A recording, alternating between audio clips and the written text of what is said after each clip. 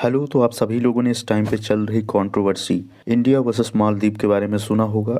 ये कंट्रोवर्सी काफ़ी समय से चल रही थी, लेकिन ये कंट्रोवर्सी और ज़्यादा बढ़ गई जब हमारे प्राइम मिनिस्टर ने लक्षद्वीप पे जाकर वहाँ का वीडियो शूट करा के उसे सोशल मीडिया पे पोस्ट कर दिया टूरिज्म के पर्पज़ से। जिसके बाद वहाँ के मालदीव्स के कुछ जो पॉलिटिशियंस हैं उन्होंने काफ़ी ज़्यादा फालतू के कमेंट्स किए हमारे इंडिया और इंडियन प्राइम मिनिस्टर के ऊपर, जिसकी वजह से इंडिया के लोगों को बहुत ज़्यादा बुरा लगा और उन्होंने मालदीव बायकॉट ट्रेंड कर दिया और ज़्यादा से ज़्यादा बुकिंग कैंसिल करके लक्षद्वीप की ओर जाना अच्छा समझा। तो ये कंट्रोवर्सी काफ़ी समय से चल रही है मालदीव और लक्षद्वीप की, लेकिन अब ये और ज़्यादा भी बढ़ चुकी है क्योंकि लक्षद्वीप अभी इतना बड़ा टूरिस्ट स्पॉट नहीं बना है, क्योंकि वहाँ का मेन जो व्यवसाय है वो एग्रीकल्चर है, ना कि टूरिज्म।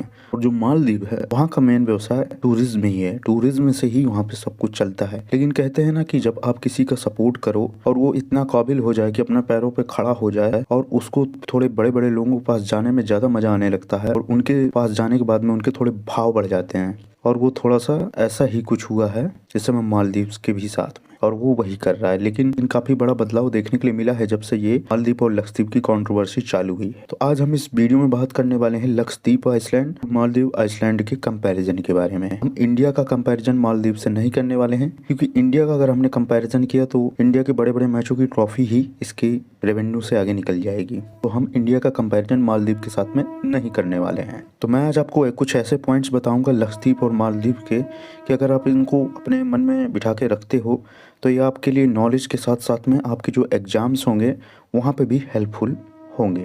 दोस्तों, आप लोग जानते होंगे कि इंडिया वर्सेस मालदीव की अभी बहुत ज़्यादा कंट्रोवर्सी चल रही है।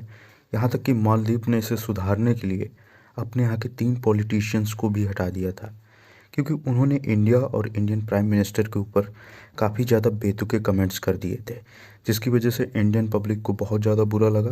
बायकॉट चालू कर दिया मालदीव के खिलाफ। और मालदीव भी जानता है कि इंडिया से उसके यहाँ पे टूरिस्ट बहुत ज़्यादा जाते हैं। लगभग वहाँ के टूरिस्ट जितने भी एक साल में आते हैं उसका लगभग 11% केवल इंडियंस ही वहाँ पर जाते हैं। तो इसी वजह से मालदीव नहीं चाहेगा कि उसके संबंध इंडिया से खराब हों, क्योंकि किसी भी देश की अगर जीडीपी उसकी फॉरेन एक्सचेंज और टूरिज्म पर डिपेंड होती है तो उसे ज़्यादातर सभी देशों से अच्छे खासे संबंध बनाए रखने पड़ते हैं। और आपको करना भी पड़ेगा, क्योंकि अगर आप नहीं करोगे तो आप इतनी बड़ी इकोनॉमी भी नहीं हो कि आप अकेले दम पर खुद ही खड़े हो सकते हो। इसी तरह के और भी मैं कमाल के पॉइंट्स आपको आगे आने वाली अपनी वीडियो में बताऊंगा, जिसमें हम इसमें पॉइंट वाइज पॉइंट लक्षद्वीप और मालदीव का कंपैरिजन करेंगे। उसमें आपको मैं बहुत सारी जानकारी दूंगा। इसी तरह की हेल्पफुल वीडियोस देखने के लिए चैनल को आप सब्सक्राइब कर सकते हो और लाइक कर सकते हो।